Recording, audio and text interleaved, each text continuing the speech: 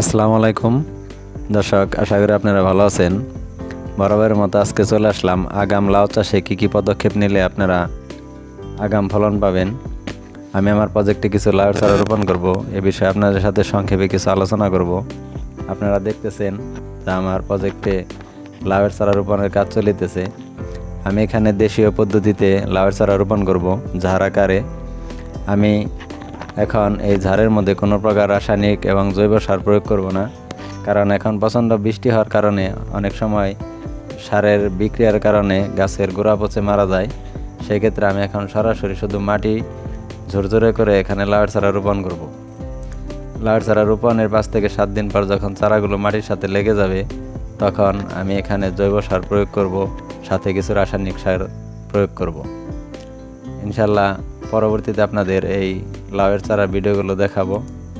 পর্যায়ক্রমে গাছগুলো কীভাবে আমি যত্ন নিয়ে থাকি এবং কিভাবে বেড়ে ওঠে, কীরকম ফলন হয় ইনশাল্লাহ দেখতে পারবেন।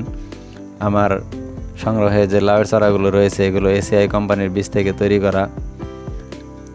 দেখতেছেন আমি এখানে আগাছা পরিষ্কার করে দেশীয় পদ্ধতিতে যেভাবে ঝাড় আকারে চারা রোপণ করা হয়, প্রতিটি ঝাড়ে আমি 2টি করে চারা রোপণের জন্য মাটি প্রস্তুত করিতেছি। পর্যায়ক্রমে আমি চারাগুলো রোপণ হয়ে গেলে আমি এভাবে হালকা কিছু পানি দিয়ে রাখবো এবং 4-5 দিন পরে গাছে কিছু রাসায়নিক সার এবং জৈব সার প্রয়োগ করব।